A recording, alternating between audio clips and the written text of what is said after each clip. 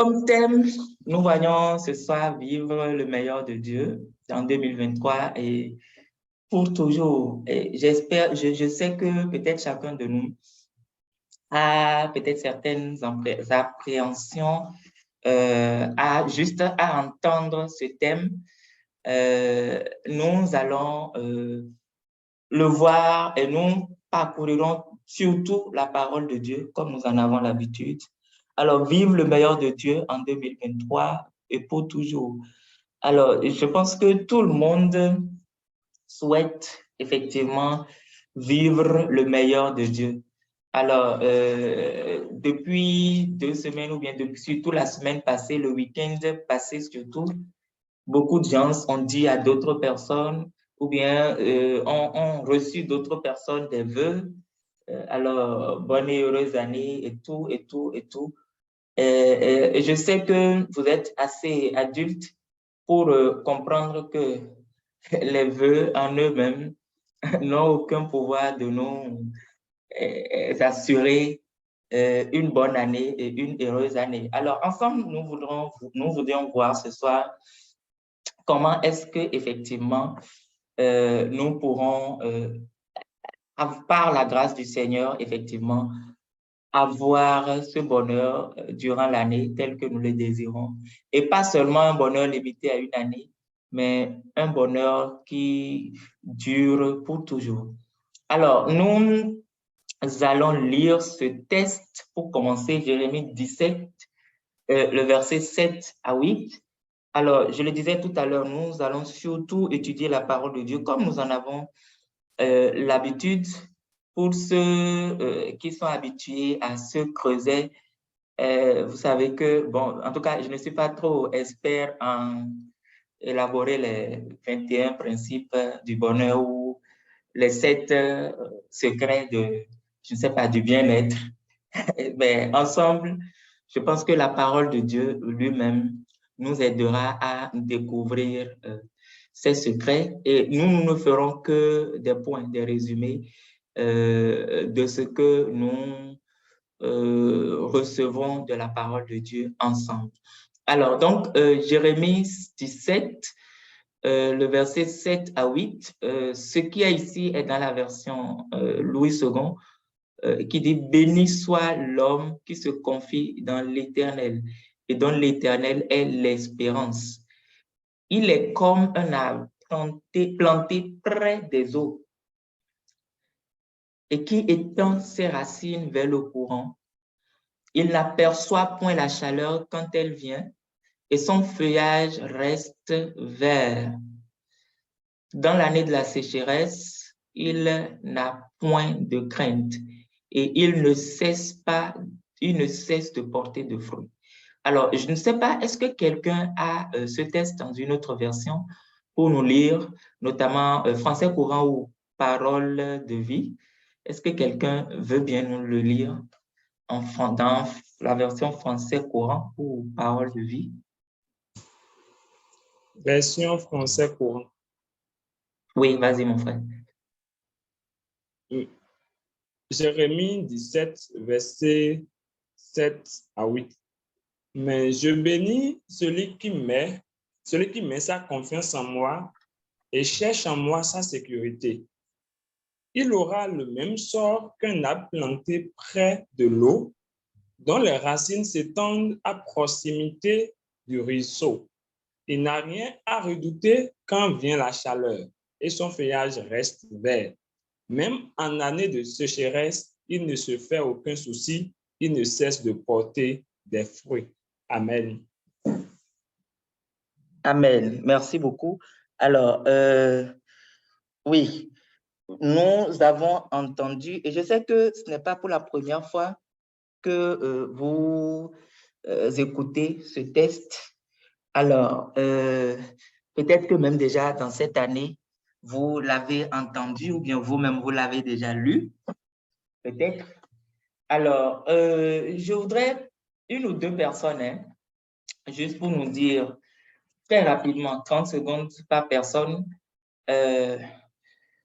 que déjà, sans une méditation approfondie nécessairement, qu'est-ce que ce test vous dit? Sur quoi est-ce que ce test vous marque, en tout cas attire particulièrement votre attention, ou bien sur quoi votre attention est attirée? Premièrement, je peux dire à la simple lecture de ce test. Est-ce que quelqu'un veut dire un mot?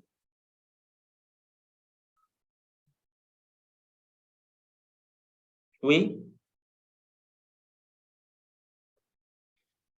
OK. S'il n'y a personne, on évolue. Hein? Oui? Quelqu'un voudrait parler? Oui, je voulais dire quelque chose. Oui, gracias, vas-y. Pour moi, c'est particulièrement les dernières paroles des versets lus. À partir où il dit, dans l'année de la sécheresse, il n'a point de crainte et il ne cesse de porter du fruit. Moi, c'est cette partie-là qui m'interpelle beaucoup. C'est un peu pour dire que celui qui se confie en l'Éternel, les circonstances ou les saisons n'influent pas vraiment son état. Il évolue tout comme Dieu le veut, quel que soit ce qui se passe autour de lui, quels que soient les changements et tout. Donc voilà. Oui, merci mon frère. Celui qui se confie en Dieu, les circonstances n'influent pas sur son être, sur comment est-ce qu'il vit. Il n'est pas trop sensible à ces circonstances-là. Alors, oui, quelqu'un d'autre, une deuxième personne? Oui, vous pouvez ouvrir vos micros directement. Je ne vois pas nécessairement tout le monde. Si vous voulez parler. Alors, apparemment, ça démarre très lentement aujourd'hui. Ouais. OK. Donc, on va Il y a avancer. quelqu'un qui a écrit dans le chat. OK. OK. On va avancer. Si il n'y a pas quelqu'un qui veut parler, qui veut faire un commentaire à propos, on va avancer. Alors, ce test, comme je l'ai dit, nous le connaissons, on parle de Dieu dit déjà à la base que celui qui se confie en lui est béni. Donc, béni soit l'homme qui se confie dans l'Éternel et dont l'Éternel est l'espérance. Et en fait, les deux racines, les deux parties se confient dans l'Éternel et dont l'Éternel est l'espérance. L'Éternel est l'espérance, en fait, se rapporte pratiquement à la même chose. C'est-à-dire celui qui s'est abandonné à l'Éternel et qui trouve en quelque sorte sa sécurité en lui, qui sait que en fait c'est le Seigneur qui lui assure effectivement sa sécurité, qui cherche effectivement sa sécurité, son bien-être et tout en l'Éternel. Et par la suite, nous voyons que pour bien expliquer cette partie, il a été fait en quelque sorte une comparaison avec un arbre qui est planté près des eaux et qui est enraciné, qui étend ses racines vers le courant, c'est-à-dire ses racines sont vraiment imbibées dans l'eau et il puise vraiment de façon normale et régulière sa nourriture et l'eau dont il a besoin pour sa croissance régulièrement. Il n'a pas de problème pour ça. Alors, donc, il fait cette comparaison et cette comparaison lui a permis effectivement de nous dire à peu près à quoi est-ce que celui qui est béni ressemble en quelque sorte, ce qui le caractérise en quelque sorte. Alors, je préfère parler des caractéristiques avant de revenir en arrière pour qu'on parle effectivement de cet arbre-là encore plus en profondeur. Alors, qu'est-ce qui caractérise celui qui est effectivement béni de l'Éternel? Qu'est-ce qui caractérise effectivement celui qui est béni de l'Éternel? Alors, le premier point là, on dit qu'il ne sent pas, qu'il ne ressent pas la chaleur. J'ai paraphrasé en fait ce qui est dit. Il n'aperçoit pas la chaleur quand même la chaleur vient. Alors, qu'est-ce que cela voudra dire? Cela voudra dire que si effectivement la bénédiction de l'Éternel est sur sa vie, sur la vie de quelqu'un, les dangers ne l'effraient pas. Parce qu'il sait qu'il est protégé contre tout mal et contre tout danger, tel que nous l'avons chanté tout à l'heure. Il n'y a rien qui puisse l'effrayer.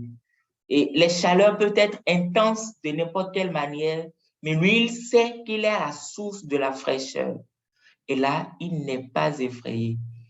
Et on dit quoi? Qu'il a toujours un feuillage qui est vert. Son feuillage demeure toujours vert. Et le feuillage fait allusion ici à, je peux dire, à son extérieur, à ce que les gens peuvent voir de lui. On voit effectivement que c'est quelqu'un qui rayonne de joie et c'est quelqu'un qui sent effectivement le bien-être en son sens.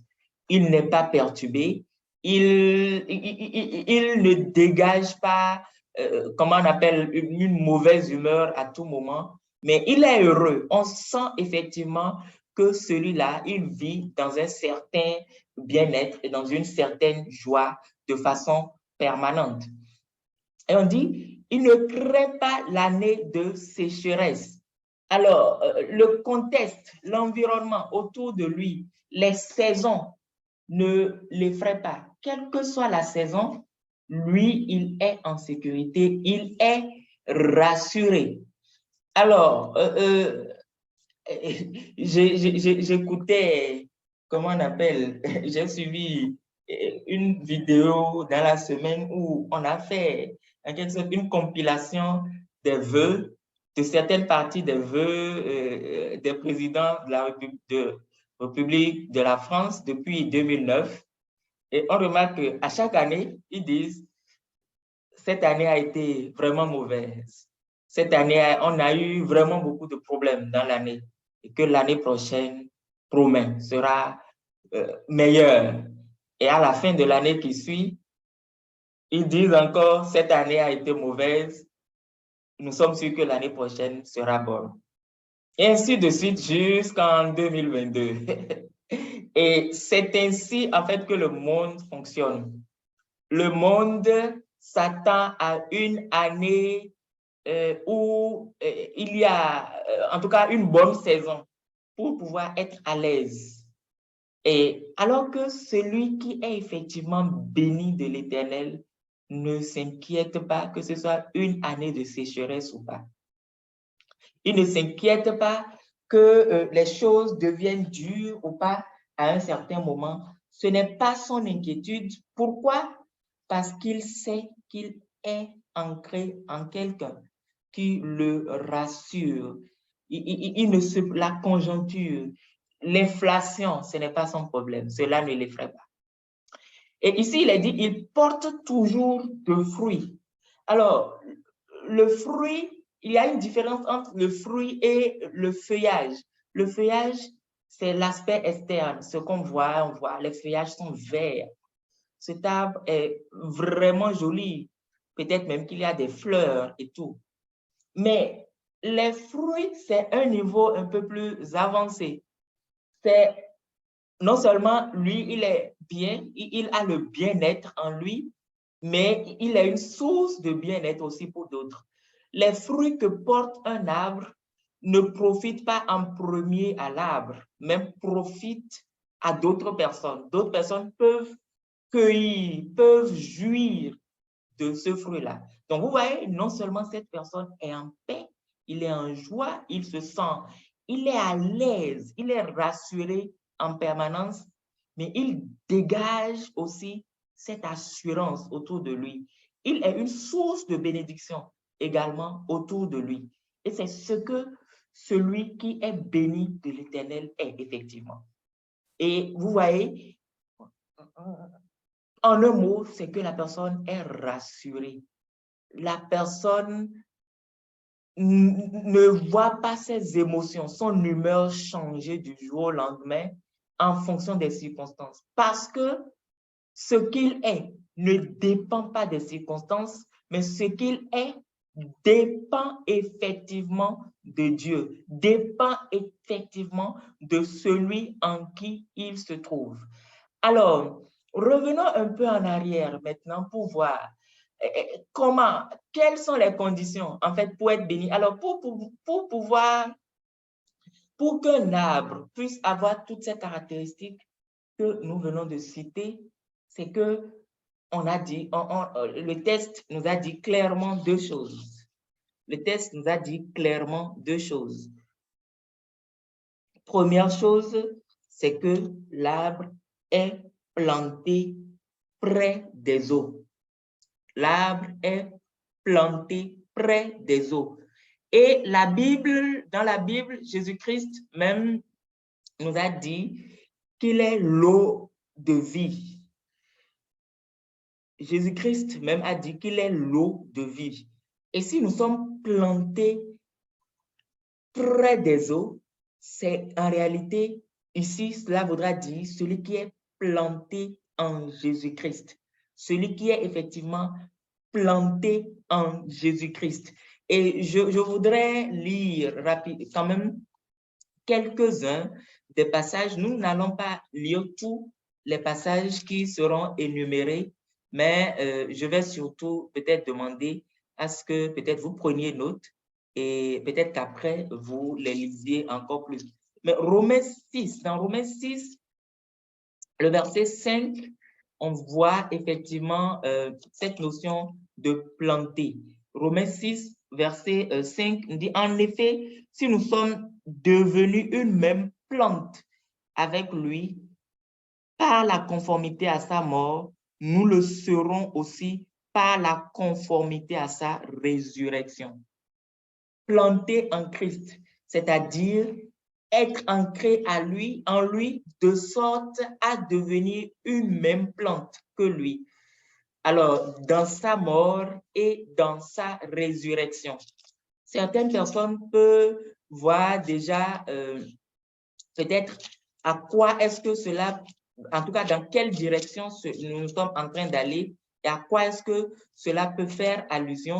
Je me permets de lire aussi Jacques 1, le verset 21, qui dit « C'est pourquoi, rejetant toute souillure et tout excès de malice, recevez avec douceur la parole qui a été plantée en vous et qui peut sauver vos âmes. » La parole de Dieu est plantée en vous. La parole de Dieu qui est Christ lui-même est plantée en vous. Et vous êtes aussi plantés en lui. Vous êtes en Christ et Christ est en vous. Et là, cela voudra dire quoi? Être planté en Dieu, c'est le premier pas, en quelque sorte, dans le processus. Dans Amos 3.3, on a dit quoi? Que deux personnes ne peuvent pas marcher ensemble s'ils ne sont pas convenus à l'avance. S'il n'y a pas un accord entre Christ et nous dès la base, il n'est pas évident effectivement que nous puissions jouir de ces bénédictions, jouir du meilleur qu'il a pour nous. Vous pouvez me dire, oui, il y a des gens qui ne sont pas chrétiens. Il y a des gens qui vivent dans le péché, qui vivent dans les souillures tous les jours, mais qui prospèrent. Et vous allez me citer les riches de ce monde et tout. Alors, si vous retournez voir les critères de base de la bénédiction dont nous avons parlé tout à l'heure, il n'est pas mentionné une richesse financière nécessairement, pas à dire que la bénédiction n'implique pas cela, non?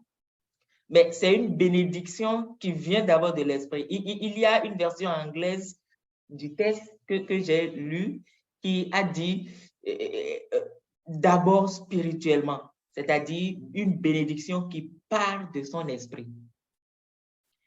Et cela détermine toute autre chose. Avoir Seigneur comme son sauveur et son Seigneur personnel. Alors, tout le monde peut dire, je suis sauvé, je suis chrétien, mais est-ce qu'effectivement nous avons ce témoignage dans notre esprit? Est-ce que nous continuons de lutter contre ces souillures, contre ces malices? tout le temps, sans pouvoir nous en débarrasser, sans pouvoir avoir une solution. Et je voudrais vraiment que, comme Paul a crié, que quelqu'un puisse crier cette nuit, je suis fatigué de cette vie, misérable que je suis, et puisse effectivement décider et appeler au Seigneur afin d'être effectivement planté en lui. Je voudrais vraiment que quelqu'un puisse faire ce pas cette nuit. Alors, autre chose, deuxième chose, c'est enraciné en Christ. Enraciné. On a dit quoi? Il est enraciné dans le fleuve. Ses racines plongent dans l'eau, dans le fleuve. Et là, ce n'est pas seulement que nous sommes plantés, mais il faut que nous soyons enracinés. Et lorsque nous voyons dans Matthieu 3, le verset 5 et 6, Jésus a donné la parabole des semences dans laquelle il disait qu'il y avait quelqu'un qui avait été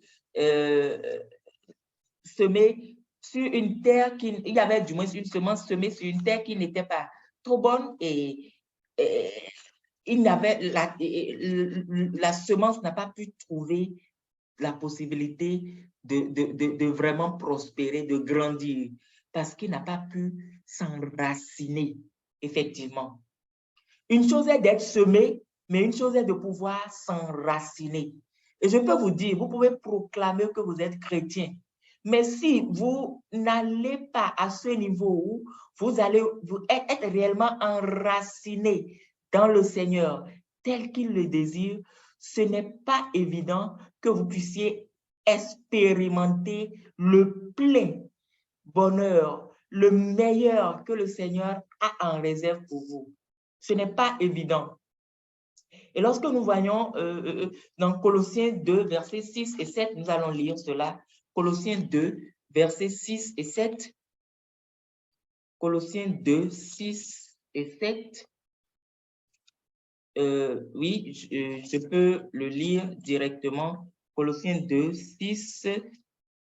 Mais dit, ainsi donc, comme vous avez reçu le Seigneur Jésus-Christ, marchez en lui, étant enraciné et fondé en lui et affermi par la foi. Et vous voyez, si vous n'êtes pas enraciné en Jésus-Christ, vous ne pouvez même pas marcher en lui.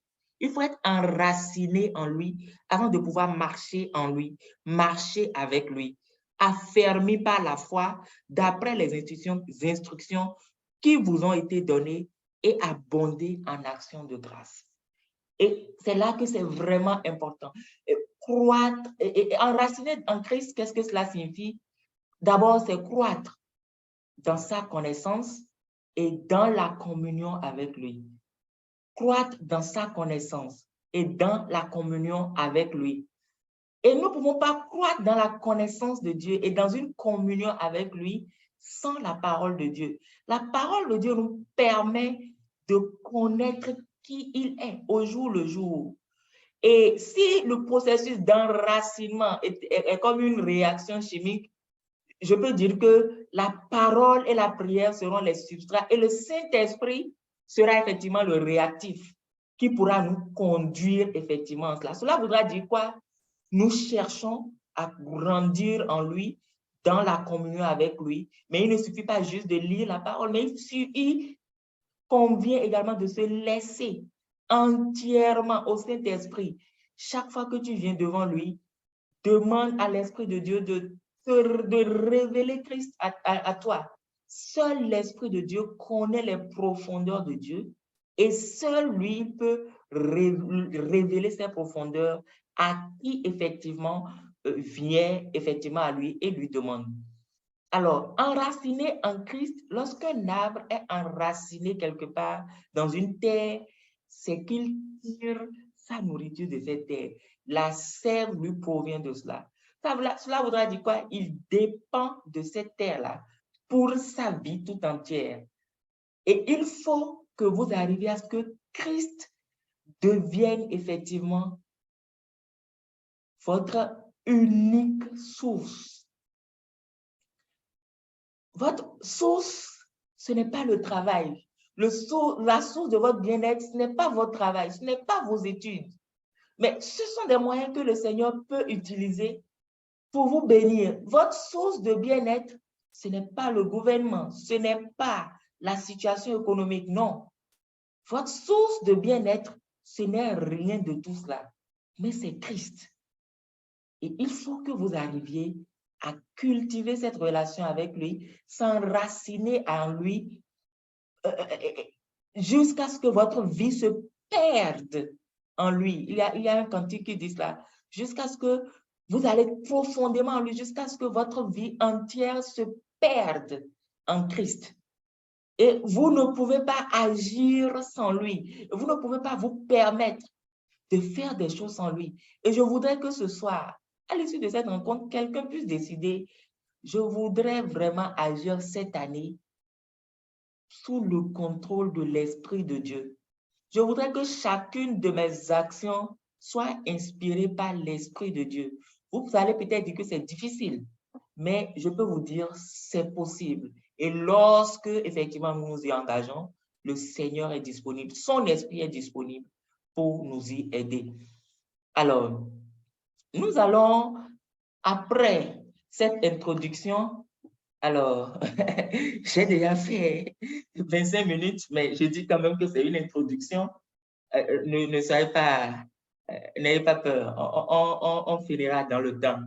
Alors, après cette introduction, pour mieux comprendre, en fait, cette histoire de avoir le meilleur de Dieu, être béni de l'Éternel, planter, s'enraciner et tout cela, et tout ce que nous avons cité comme caractéristique de celui qui est béni, nous allons voir un exemple qui est dans la vie d'Isaac. Alors, Isaac fait partie des personnages de la Bible dont on parle peu. En tout cas, parmi les patriarches, Abraham, Isaac, Jacob, Joseph, c'est de Isaac qu'on parle moins. Et vous voyez, dans la Bible, en fait, il n'y a vraiment qu'un seul passage qui nous permet de le connaître, un seul chapitre de la Bible qui nous parle vraiment de qui est Isaac, qui nous permet vraiment de vraiment apprécier ce qu'il est. C'est Genèse 26. Et je voudrais, non seulement à part ce qu'on va dire ici, que chacun de vous, à la fin, cette nuit même, si vous pouvez, lisez tout Genèse 26. Vous pouvez passer la nuit pour méditer encore sur ce texte-là, sur ce qui est effectivement Isaac. Ce n'est pas quelqu'un qui est totalement parfait, non. Et ne me dites pas après que j'ai fait exprès de choisir les bons passages sur lui. Alors, nous allons lire normalement du premier verset jusqu'au verset 14, mais j'ai sauté certains versets, en tout cas exprès, parce que ce n'est pas des aspects qui m'intéressent, qui nous intéressent vraiment ce soir dans cette histoire, en fait, pour ce que nous voulons dire, nous voulons apprendre ce soir. Alors, je vais lire à partir du premier verset. Il dit, il eut une famine dans le pays, outre la famine qui eut lieu du temps d'Abraham. Et Isaac alla vers Abimelech, roi des Philistins, à Guérar. L'Éternel lui apparut et dit, ne descends pas en Égypte, demeure dans le pays que je te dirai.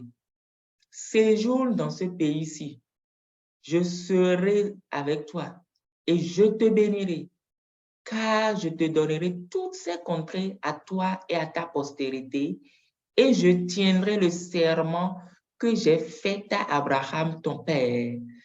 Alors ça, c'est du verset 1 au verset 3. Maintenant, le verset 6 a dit, et Isaac resta à Guérar. Et lorsque nous venons au verset 12 jusqu'au verset 14, nous lisons, Isaac sema dans ce pays, et il recueillit cette année le centuple, car l'Éternel le bénit. Cet homme devint riche et il alla s'enrichissant de plus en plus, jusqu'à ce qu'il devint fort riche. Il avait des troupeaux de menu bétail et des troupeaux de gros bétail et un grand nombre de serviteurs. Aussi, les Philistins lui portèrent envie. Amen. Alors, voilà le texte sur lequel nous allons nous pencher. pendant quelques minutes encore. Alors, nous voyons Isaac ici qui était dans le pays où ses parents étaient et il y avait une famine. Alors, comment faire en ce moment? Une famine qui était dans le pays. Alors, je vais m'arrêter là d'abord et vous demander, selon vous, lorsqu'on parle de famine, à quoi est-ce que cela peut vous faire penser? Peut-être que vous pouvez dire, vous n'expérimentez pas nécessairement de famine, famine alimentaire maintenant. Mais à quoi est-ce que cela peut vous faire penser? À quoi est-ce que cela peut correspondre? Soit dans votre propre vie ou bien dans la vie des gens qui vous entourent. Oui. Quelqu'un a une idée? Vous pouvez aussi écrire, je pense, j'ai accès au chat, je peux lire au moins les chats. Oui, la famine représente quoi selon vous? Oui, Odélia, vas-y. La famine, ça représente un manque profond d'un besoin fondamental. Quand on prend la famine alimentaire, par exemple, c'est un manque profond de nourriture. La famine représente un manque profond, oui. Il y a Daniel qui a dit aussi manque, le manque. Oui, et de façon concrète, autour de vous, quelles sont des situations que vous pouvez vraiment, comment on appelle, que vous pourrez relier à une forme de famine, selon vous? Oui, je vous écoute toujours et je vous lis toujours. Oui, allez-y. Bon, je ne sais pas si je suis vraiment dans le contexte, mais je veux parler pour être plus précis, je veux parler par exemple de la faim. Oui. Je veux parler du chômage. Du je veux parler de chômage, la oui. galère. Oui. Je veux parler, pourquoi Oui. pas, d'un manque de santé. Merci beaucoup. Oui. Est-ce qu'il y a d'autres personnes qui veulent dire autre chose? Chômage, oui, manque de santé, oui. Quelqu'un a d'autres idées?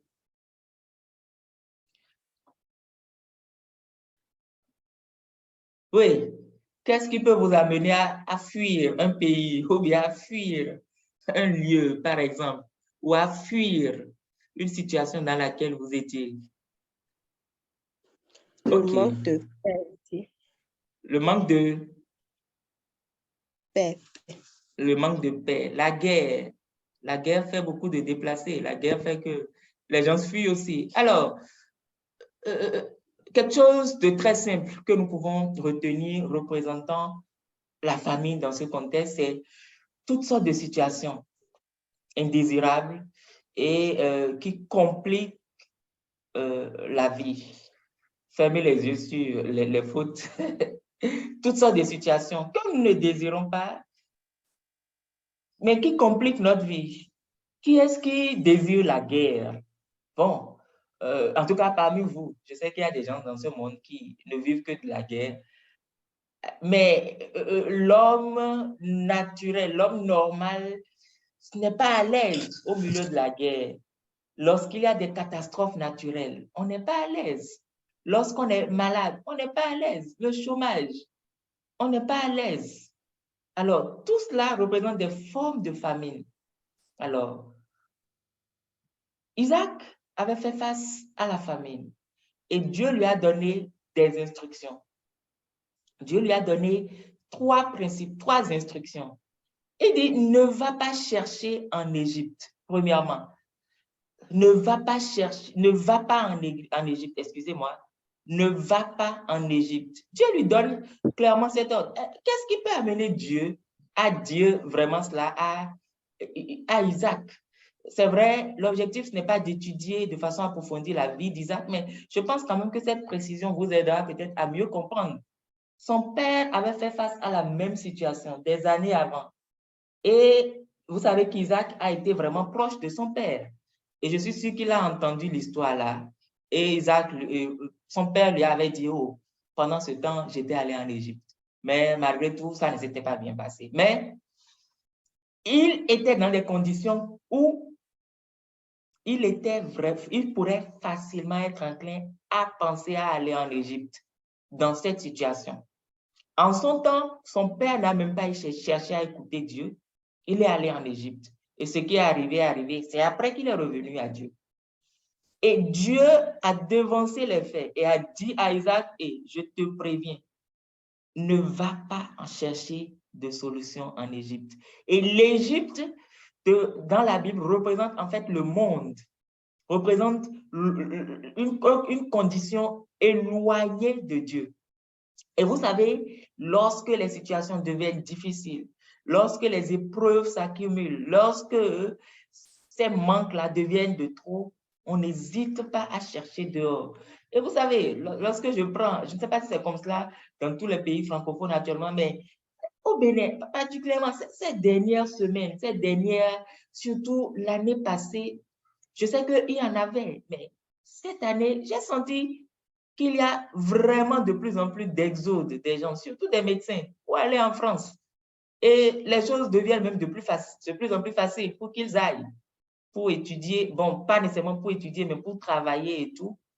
Alors, je ne dis pas que Dieu ne voudrait peut-être pas que tu ailles en France pour travailler, c'est pas ce que je dis, mais il se peut que la solution à ton problème, à ta situation, ne se trouve pas là-bas, mais se trouve ici, se trouve là où tu es.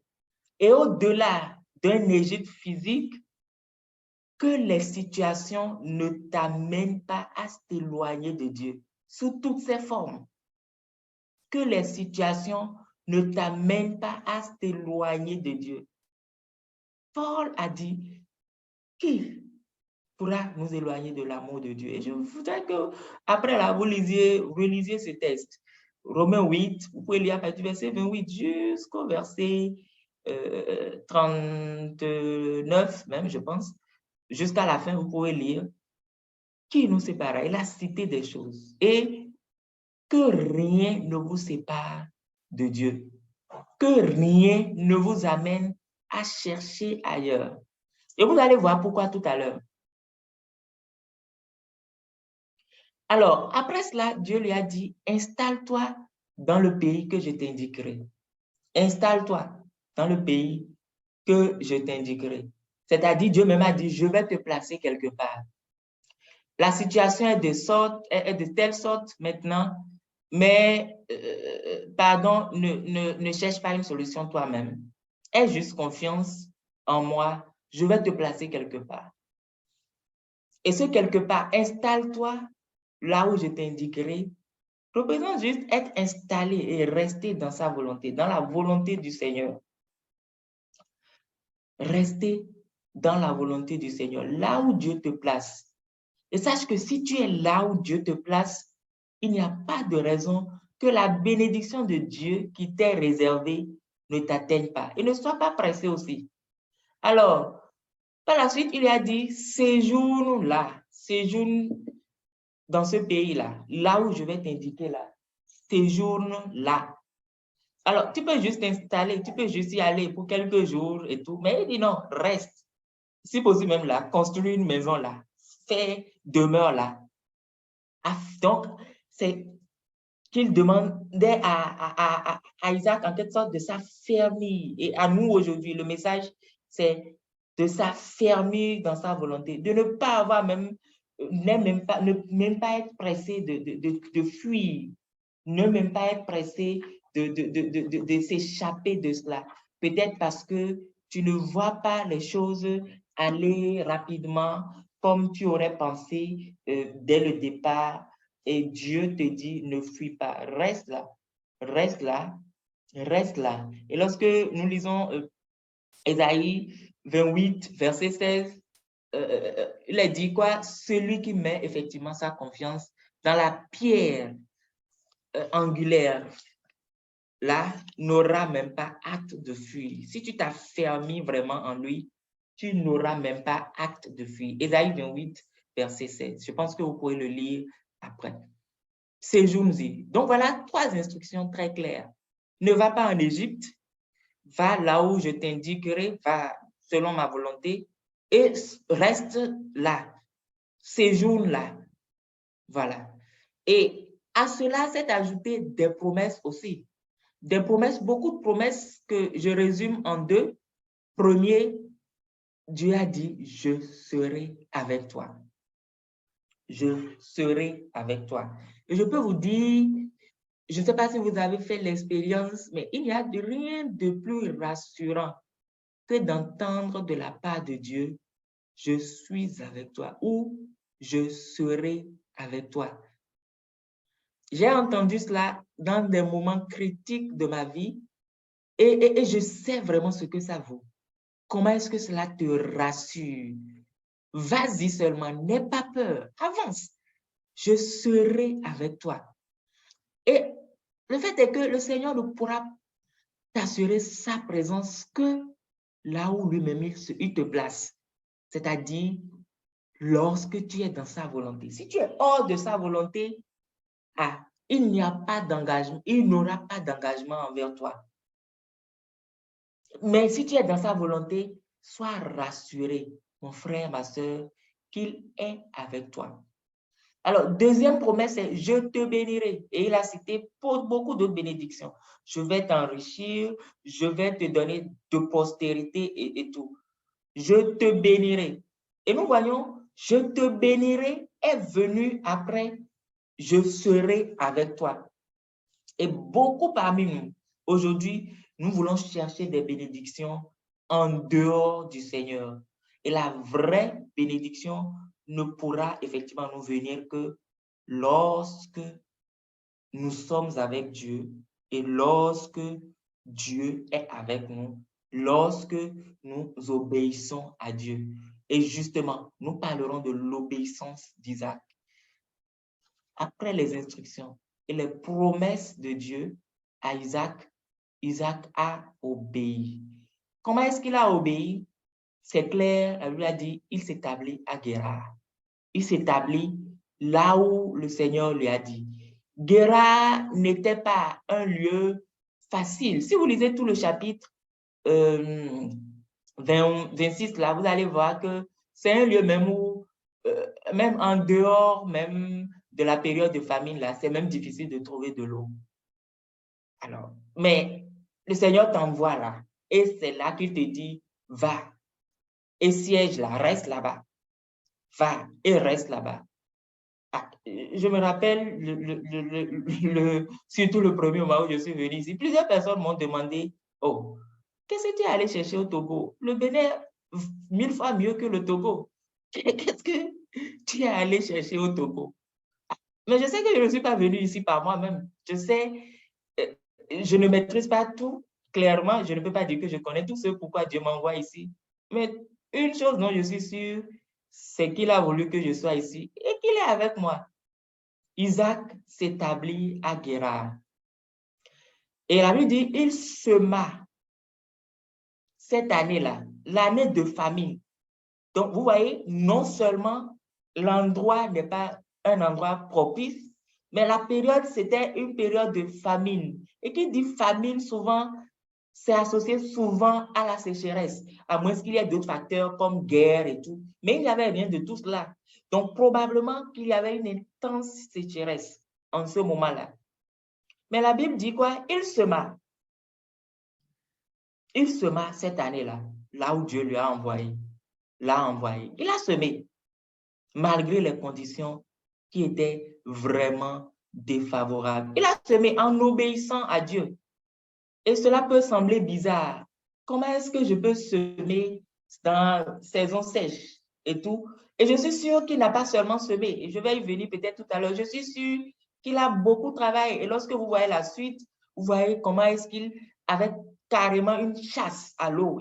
Je suis sûre qu'il a travaillé peut-être aussi pour avoir le maximum d'eau que lui-même peut avoir. Et Dieu a béni le reste. Dieu a béni son travail. Et c'est ça le résultat. L'Éternel le bénit. Donc, Isaac a obéi, il s'établit dans la volonté du Seigneur et il sema, il investit, il s'investit là Et il travailla là.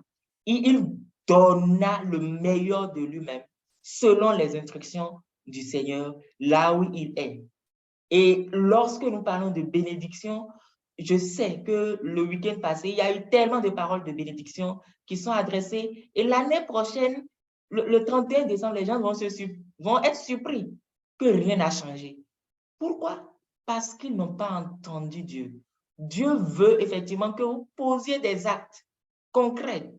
Ce n'est pas juste recevoir, vous pouvez recevoir des bénédictions du plus grand apôtre, bishop de ce monde, mais cela ne sera d'aucun effet, mes chers, si vous ne faites pas ce que le Seigneur voudrait que vous fassiez. Mes chers, je l'ai dit le week-end passé à ceux qui avaient suivi la prière du jeudi passé, nous devons travailler. Nous devons faire ce que Dieu nous demande de faire et ne pas croiser les bras. Nous ne devons pas être les paresseux et prétendre que nous sommes enfants de Dieu, Dieu doit nous bénir. Non. Et je suis convaincue, le Seigneur ouvre vraiment il ouvre vraiment les portes à chacun de nous pour que nous soyons bénis. Je me rappelle, c'est lorsque je partageais une expérience avec un frère la dernière fois que ça m'était encore venu. Je cherchais une bourse pour pouvoir étudier et je disais, je priais même pour ça. Moi, mon épouse, on avait prié et je disais, je veux faire mon master en anglais. Et j'ai découvert, je n'ai pas, et j'étais convaincue en ce moment, il faut que je travaille mon anglais. Il faut que je m'investisse. Et j'ai investi et je vous dis, je n'ai même pas fait grande chose. Mais le Seigneur a béni cela d'une manière que moi-même, je n'avais même pas, je ne m'attendais même. J'ai étudié en anglais sans avoir un niveau réellement high. Mais le Seigneur avait vu mon engagement et il a béni le peu que j'avais fait. Et nous devons vraiment être engagés dans ce sens. Aller devant Dieu, prier et dire, demander au Seigneur, Seigneur, qu'est-ce que je dois faire cette année-là? Quels sont les pas spécifiques que je dois poser pour que la situation dans laquelle je suis là puisse changer? Et c'est indispensable, mes chers. Et lorsque vous le faites, il n'y a pas de raison que la bénédiction de l'Éternel ne suive. Alors, pour finir, comment jouir du meilleur de Dieu? Et là, c'est juste un résumé juste de tout ce que nous avons dit jusqu'ici. Alors, première chose, nous inspirons de l'expérience d'Isaac, c'est que tu dois te séparer du monde. Sépare-toi du monde. Et ça, c'est la première des choses que nous allons dire. Et Dieu a dit clairement, il n'y a pas de possibilité que vous aimiez les choses du monde et que vous dites en même temps que vous aimiez Dieu. Ce n'est pas possible. Vous devez vous séparer du système de pensée du monde. C'est le monde qui dit, oh, les temps sont durs, hein? Oh, les temps sont durs, hein? Alors, oh, ça ne peut pas marcher. Si Isaac avait dit cela, il n'aurait pas semé et il n'aurait pas été béni par Dieu. Nous devons nous séparer du système de pensée du monde. C'est le monde qui pense que lorsqu'il a chômage dans mon pays, il faut que je fuis et que j'aille dans un autre pays. C'est le monde qui pense cela. C'est le monde qui cherche les voies faciles. Nous devons nous séparer du système de pensée du monde, nous séparer des stratégies du monde. Le monde est prêt à tout pour pouvoir avoir ce qu'ils appellent bénédiction, devenir riche. Mais pour nous, ça ne devait pas être comme cela. Nous devons nous séparer des solutions du monde. Nous devons nous séparer des solutions du monde. Ce qui est évident, peut-être selon le monde, ne l'est peut-être pas devant Dieu. Et tout cela, il nous faut aller devant le Seigneur pour être réellement...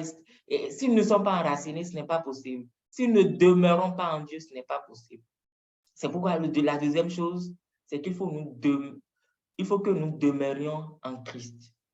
Demeurer en Christ. Et vous pouvez lire, méditer le chapitre de Jean 15.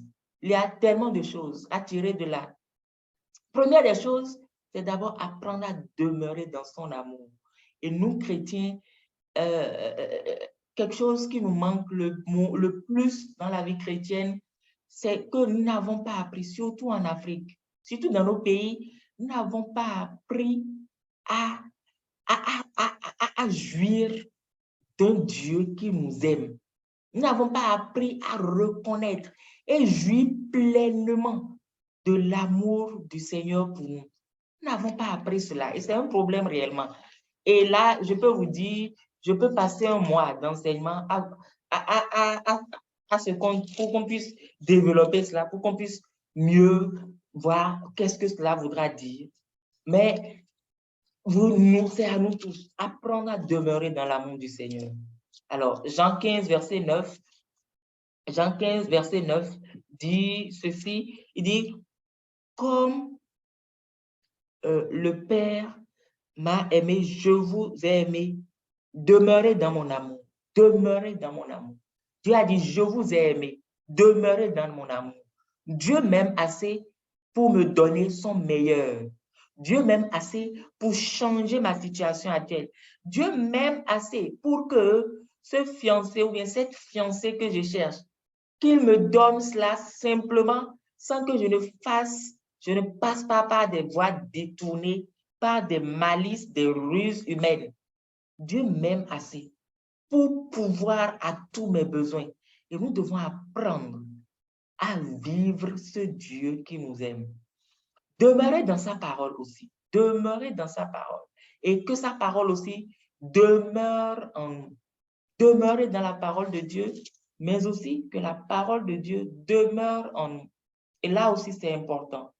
Et cette année, je voudrais que chacun de vous, s'il y a une résolution qui vaut la peine d'être prise, c'est effectivement de ne pas passer de jour sans communion avec la parole du Seigneur. Ne pas passer de jour sans communion avec la parole du Seigneur. Et que cela soit une priorité dans votre vie cette année. Cette année. Je voulais lire quand même Colossiens 3, verset 16, même si mon temps est presque fini. Colossiens 3, le verset 16. Colossiens 3, le verset 16 dit ceci. Colossiens 3, le verset 16. J'y suis. Que la parole de Christ habite parmi vous abondamment. Je m'arrête là. Donc, non seulement vous demeurez dans la parole, mais la parole de Dieu demeure aussi en vous de façon abondante. De façon abondante. Que la parole coule en vous. Que vos pensées soient saturées de la parole de Dieu. Et si vous ne méditez pas la parole de Dieu tous les jours, si vous ne lisez pas la parole de Dieu tous les jours, il n'y est pas question que la parole de Dieu vous sature. Ce n'est pas possible. Il n'y a pas de raccourci. Dernière chose ici sur laquelle je voulais insister, c'est de demeurer dans son repos aussi. Demeurer dans son repos. Et dans Hébreux 4, il nous a dit quoi? Qu'il y a en Christ un repos de sabbat. Et là aussi, cela mérite un mois d'enseignement. Surtout pour que nous, et moi-même y compris, nous apprenions à demeurer dans le repos de Dieu. Nous sommes tout le temps inquiets. Nous sommes tout le temps préoccupés. Mais il faut que nous arrivions, comme Marthe, ou bien Marie, je voulais dire, qui a choisi la bonne part, nous asseoir dans la paix au pied du Seigneur. Et parfois, ne pas nous soucier de ce qui est autour. Il y a récemment un enseignement que j'ai suivi et qui m'a capté. C'était une méditation à une conférence où j'étais. Il a dit, la stratégie du Seigneur, c'est quoi? Il nous amène et il nous fait reposer et après, nous travaillons. Dieu a commencé sa création. Dieu a créé l'homme le 6e jour. Et le premier jour que l'homme a vu, c'était le jour du sabbat.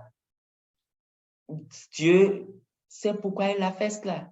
Parce que Dieu sait que tout ce que nous devons faire doit provenir du repos du Seigneur. Sinon, nous serons toujours là, inquiets dans nos cœurs, jamais satisfaits. Lorsque la moindre difficulté surviendra, nous chancellerons, nous allons commencer par pleurer, nous serons là à trembler. Mais le Seigneur dit ce soir, apprends à demeurer dans mon repos. Je préfère m'en arrêter là à cause du temps. Je pourrais encore mieux en dire. Alors, dernière chose que je voudrais dire, c'est après tout cela, il faut agir en comptant sur les promesses de Dieu. Et nous avons vu le cas d'Isaac, agir en comptant sur Dieu. Parfois, les choses peuvent te sembler absurdes, mais obéis. C'est ce que le Seigneur veut. Si tu as entendu Dieu, et c'est ce que Dieu veut de toi, mon frère, ma soeur, ne raisonne pas. Et surtout nous, qui avons été un peu à l'école, nous raisonnons beaucoup. Lorsque Dieu nous parle, nous discutons beaucoup avec Dieu. Et mes frères, cette année, s'il y a aussi une résolution que nous allons prendre, c'est d'obéir à tout ce que nous entendons de Dieu. Si Dieu nous dit fais ceci, obéis, engage-toi et obéis. Et donne ton meilleur malgré les difficultés. Donne ton meilleur malgré les difficultés et persévère malgré les adversités. Lorsque vous continuez dans le chapitre 26, là, vous allez voir, Isaac creusait depuis. Les gens venaient, on remblayait le puits. Et il creuse encore ailleurs. Il était dans la paix. Son problème, il ne se préoccupait pas des adversités. Il n'avait même jamais dit, ah, ce puits, c'était mon père qui avait creusé. Oh, c'est pour moi. Pourquoi vous? C'est pour moi. Non. Il est dirigé par Dieu. Il travaillait calmement, avec persévérance, avec patience dans ce que Dieu lui a dit, parce qu'il avait confiance. Il savait que Dieu allait lui donner le dessus. Et Dieu l'a fait. Et Dieu l'a fait. Donc, mes frères et sœurs, je voudrais, pour finir, vraiment nous inviter à tout ceci.